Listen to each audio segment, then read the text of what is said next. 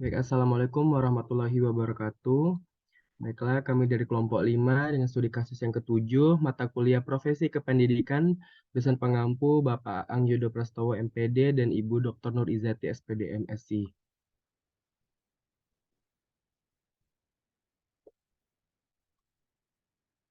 Nah, anggota kelompok 5 terdiri dari saya Rio, ada Indah Permatahati, ada Rizky Amri, dan ada Ira Rayani Rizwana.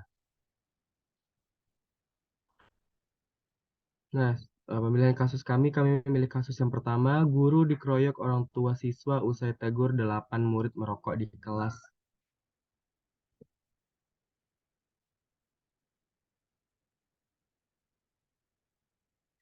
Nah, pengumpulan data dan faktanya, yang pertama, guru di Kabupaten Dompu, Nusa Tenggara Barat, Syarifuddin yang menjadi korban penganiayaan dan pengeroyokan oleh wali murid dan 2 orang anaknya kini dilaporkan balik oleh keluarga pelaku.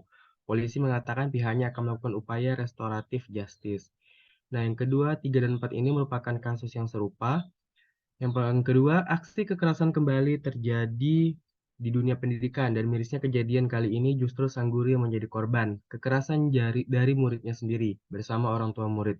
Kekerasan itu menimpa seorang guru olahraga JM yang kesehariannya itu bertugas mengajar di Sekolah Menengah Pertama Negeri 6 Kabupaten Konawe Selatan, Sulawesi Tenggara.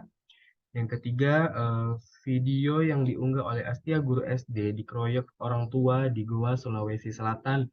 Murid ini tersebar luas di Facebook. Aksi pengeroyokan itu terjadi saat Astia, ibu guru yang bersangkutan sedang mengajar dalam kelas. Bahkan terlihat masih ada siswa-siswi yang berada di kelas. Para murid juga melihat aksi pengeroyokan tersebut dan ada yang berusaha melerai.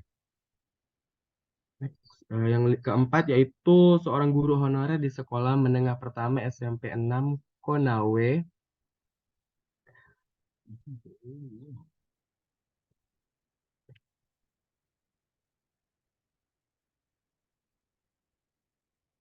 Selatan, Sulawesi Tenggara bernama Jasman 28 dikeroyok. Parahnya aksi perampokan itu dilakukan oleh 2 orang siswanya bernama F dan ID dan Ibu IF. Next.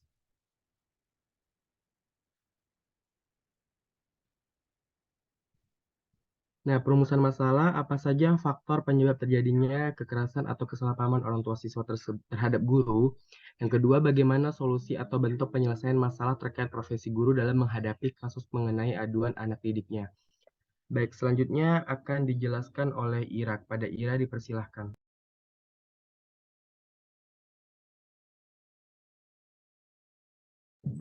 Baiklah, terima kasih kepada moderator. Di sini saya akan melanjutkan yang keempat, yaitu pembahasan atau solusi. Nah, guru merupakan salah satu faktor utama bagi terciptanya generasi penerus bangsa yang berkualitas. Tidak hanya dari sisi intelektualitas saja, melainkan juga dari tata cara berperilaku dalam masyarakat. Selain itu, ada Peraturan Menteri Pendidikan dan Kebudayaan Nomor 10 Tahun 2017 tentang pelindungan bagi pendidik dan tenaga kependidikan, yang mana pada pasal 1 berbunyi, pelindungan merupakan upaya melindungi pendidik dan tenaga kependidikan yang menghadapi permasalahan terkait pelaksanaan tugas, dan pasal ketiga yang berbunyi, pelindungan hukum sebagaimana dimaksud pada ayat 2 huruf A mencakup pelindungan terhadap yang pertama itu ada tindakan kekerasan, yang kedua ancaman, yang ketiga perlakuan diskriminasi, yang keempat intimidasi, dan yang kelima perlakuan tidak adil. Nah, perlakuan tidak adil ini dari pihak peserta didik, orang tua peserta didik, masyarakat di lokasi, dan pihak lain yang terkait dengan pelaksanaan tugas sebagai pendidik dan tenaga kependidikan. Guru sebagai pendidik profesional dalam melaksanakan tugasnya akan bersinggungan dengan subjek yang bernama peserta didik, orang tua peserta didik, serta masyarakat sekitarnya. Selanjutnya, tindakan kriminalisasi terhadap pendidik atau guru dan tenaga kependidikan lainnya yang kerap mewarnai dunia pendidikan di Indonesia dipicu oleh beberapa faktor.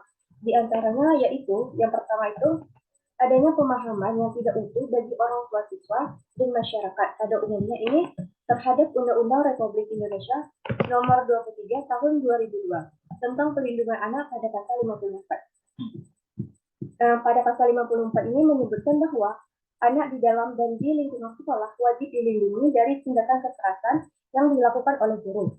Pengelolaan sekolah atau teman-temannya di dalam sekolah yang bersangkutan atau lembaga pendidikan lainnya. Lalu yang kedua itu adanya kesalahpahaman dari orang tua siswa terhadap apa yang dilakukan oleh guru dalam mendisiplinkan siswanya di sekolah. Selanjutnya yang ketiga itu ada komunikasi yang tidak utuh antara fakta kejadian di sekolah dengan laporan siswa kepada orang tua, dan orang tua tidak mencari kebenarannya karena ketidakpahaman terhadap pola pendidikan. Lalu yang keempat itu ada kegiatan proses belajar mengajar yang tidak maksimal. Hal ini biasanya disebabkan guru sibuk dengan urusan administrasi pembelajaran atau karena ada tugas lain yang harus dikerjakan baik di lingkungan sekolah seperti mengerjakan beberapa tugas ketatausahaan maupun di luar sekolah berupa menghadiri atau acara pelatihan dan lain sebagainya. Selanjutnya yang kelima itu ada minimnya pemahaman orang tua terhadap pola pendidikan. Biasanya kasus-kasus ini terjadi akibat ketidakpedulian orang tua terhadap perkembangan belajar siswa dan belum memahami peraturan sekolah dengan baik. Sekian pembahasan dari saya kembalikan kepada moderator. Baik, terima kasih Ira. Selanjutnya akan dijelaskan oleh Indah Permatahati.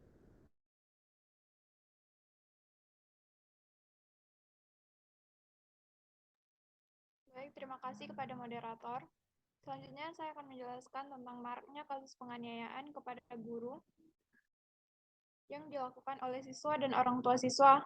Seharusnya menjadi sebuah pelajaran berharga bagi lembaga pendidikan, lembaga profesi guru, LSM, dan pemerintah serta masyarakat luas untuk melakukan berbagai upaya dalam memberikan perlindungan yang berarti bagi guru dan tenaga kependidikan lainnya. Tentu dengan tidak mengabaikan hak-hak warga negara yang lainnya. Yang pertama yaitu perlu dibuat regulasi pemerintah melalui pembuatan undang-undang yang lebih jelas dan lebih rinci tentang perlindungan hukum bagi pendidik dan tenaga kependidikan. Guru yang berhadapan dengan anak mempunyai risiko benturan dengan anak dan orang tuanya. Jika dalam pelaksanaan tugasnya, guru memiliki sebuah perlindungan hukum yang jelas, maka guru akan merasa nyaman dan mampu berinovasi maksimal mungkin dalam kegiatan pembelajaran. Bahwa perlindungan hukum terhadap profesi guru akan memberikan rasa nyaman dan aman bagi guru dalam berinovasi menjalankan profesinya. Yang kedua, membentuk lembaga atau badan advokasi hukum bagi pendidik dan tenaga kependidikan, baik pemerintah maupun instansi pemerhati pendidikan. Lembaga inilah yang nantinya akan mensosialisasikan tentang pentingnya pemahaman terhadap hukum dan gerakan sadar hukum sehingga dapat dijadikan rambu-rambu bagi guru dan tenaga pendidik lainnya dalam melaksanakan tugasnya. Yang ketiga, membangun sinergitas antara sekolah, orang tua, LSM, aparat penegak hukum, dan pemerintah. Hal ini dapat dilakukan dengan membangun komunikasi yang baik antara sekolah, orang tua, dan pemerintah. Hal ini adalah pikiran atau perasaan hal ini dinyatakan oleh Effendi yang mengartikan komunikasi sebagai proses pernyataan antar manusia. Komunikasi yang baik dapat dilakukan melalui tatanan manajemen pendidikan yang ada di sekolah, yakni dengan memaksimalkan fungsi humas sekolah. Salah satu fungsi humas adalah menjalin komunikasi dan relasi dengan publik organisasi.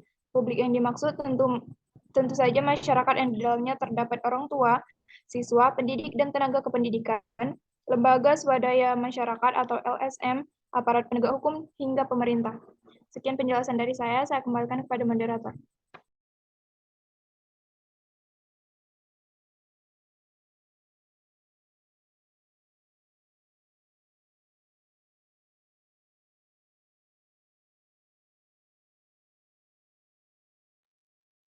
Baik, saya lanjutkan saja. Yang kelima yaitu nilai yang dapat diambil. Nah, persoalan di lingkungan sekolah itu kan terus meningkat. Kekerasan terhadap guru di berbagai sekolah terjadi di mana-mana. Hingga kriminalisasi dan saling memidanakan antara guru, orang tua siswa terus terjadi akibat pemicunya yang tak kunjung hilang. Nah, keadaan anomali sudah diselenggarakan yaitu sebagai tempat pembelajaran untuk menemukan pemecahan berbagai solusi untuk mengatasi berbagai hambatan timbul di kemudian hari. Nah, seperti yang kita ketahui, interaksi dan relasi antara guru dan siswa itu sangat erat sekali. sehingga guru dianggap sebagai bapak spiritual karena berjasa dan memberikan santapan jiwa dan ilmu. Akan tetapi realitas saat ini hubungan guru dan siswa ternyata sedikit demi sedikit mulai berubah, serta nilai etika moral sedikit demi sedikit mulai berkurang yang disebabkan oleh yang pertama itu ada kedudukan guru itu semakin merosot dan disepelekan. Yang kedua, hubungan atau penghormatan siswa terhadap guru semakin menurun. Yang ketiga, kepatuhan siswa terhadap guru mengalami erosi. Dan yang keempat, harga karya semakin menurun. Nah, seperti yang kita ketahui, padahal guru adalah penyampai kebenaran, ketabahan, dan keikhlasan mengabdi kepada guru merupakan syarat pokok untuk meraih keberhasilan dan menempuh pendidikan. Nah, secara implisit juga mengenai interaksi guru dan siswa, eh, Az Nuji, penulis kitab Ta'lim wa Muta'alim, itu mengungkapkan bahwa ketahuilah bahwa para pencari ilmu tidak akan memperoleh ilmu dan ilmunya tidak akan bermanfaat kecuali dengan cara menghormati ilmu, ahli ilmu, dan menghormati para guru.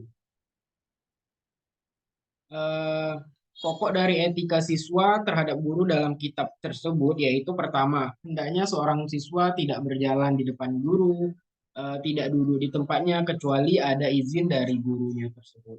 Terus tidak memulai berbicara kepadanya kecuali dengan izinnya. Hendaknya tidak berbicara di hadapan guru, tidak bertanya sesuatu bila guru sedang capek atau bosan, atau memotong pembicaraan guru, terus harus menjaga waktu, dan seterusnya. Mungkin itu saja yang dapat saya sampaikan. Terlebih dan terkurang saya mohon maaf. Saya kembalikan kepada moderator. Terima kasih. Baik, terima kasih Rizky Amri. Selanjutnya kesimpulan. Peraturan Menteri Pendidikan dan Kebudayaan Nomor 10 Tahun 2017 tentang perlindungan bagi pendidik dan tenaga kependidikan, yang mana pada pasal 1 berbunyi, perlindungan merupakan upaya melindungi pendidik dan tenaga kependidikan yang menghadapi permasalahan terkait pelaksanaan tugas.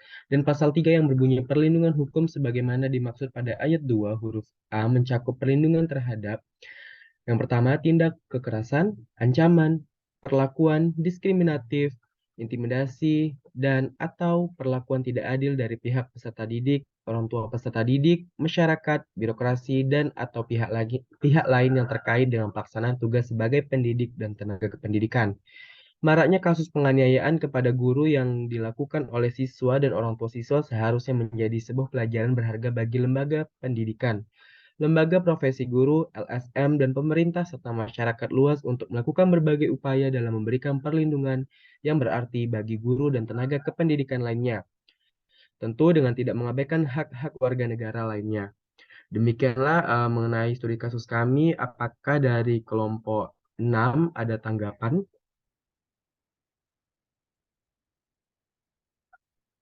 Baik, terima kasih Rio atas penjelasannya dan terima kasih juga kepada kelompok 5. Sebelumnya, yang pertama kali yang menyoroti pandangan kami itu terhadap kasus yang kelompok 5 angkat, itu dia guru honorer di SMP Negeri 8 ya kalau nggak salah ya, di Konsel apa tadi? Di Sulawesi Selatan. Nah, kalau yang kami angkat itu kasusnya sedikit berbeda. Jadi kami agak bingung nih, tapi sama-sama eh, konsepnya memang sama-sama tentang guru yang dikeroyok oleh orang tua siswa karena menegur siswanya. Jadi memang ini pemilihan kasus sendiri dari kelompok atau sesuai kasus yang Bapak berikan. Terima Nah, kasih. ini ya moderator. Nah, untuk kasus yang Bapak berikan juga kami ambil. Itu kan ada beberapa kasus ya. Jadi di situ tuh kasusnya sama, akan tetapi dari apa ya, dari sumber-sumber yang berbeda gitu. Jadi kami mengambil kasus yang serupa gitu, tapi tempat terjadinya tuh berbeda-beda. Tidak hanya hanya pada berita yang Bapak kasih, tapi kami juga mengangkat berita-berita yang serupa di berbagai daerah lain. Seperti itu sini. Baik, izin menambahkan ya Cindy. Jadi kami tuh untuk berita kasus-kasus yang lain ini tuh merupakan pengumpulan data, sehingga di mana kasusnya itu banyak sekali dan kami kumpulkan datanya. Jadi makanya banyak sekali berita-berita yang ada, kami kumpulkan datanya seperti itu. Bagaimana, Cindy? Oke, baik, kami paham. Terima kasih ya Rio atas penjelasannya dan memang banyak sekali ya kasus-kasus yang mengenai kekerasan di dunia pendidikan ini dan juga tidak hanya itu. Jadi dan juga saya menangkap kelompok Rio sudah sangat bagus dalam menjelaskan dan saya dapat terutama kelompok kami dapat memahaminya dan juga di situ tadi sudah ada juga undang-undang hukum yang berlaku untuk melindungi guru tersebut dalam melaksanakan tugasnya sebagai tenaga pendidik. Baik Rio, itu saja komentar dari kami. Memang sudah sangat baik sih dari kelompok Rio sendiri. Baik, terima kasih Cindy dan kelompok 6, terima kasih sekali. Demikianlah mengenai studi kasus kami. Mohon maaf jika terjadi kesalahan. Wabillahi taufiq wal hidayah. Wassalamualaikum warahmatullahi wabarakatuh. Waalaikumsalam warahmatullahi wabarakatuh.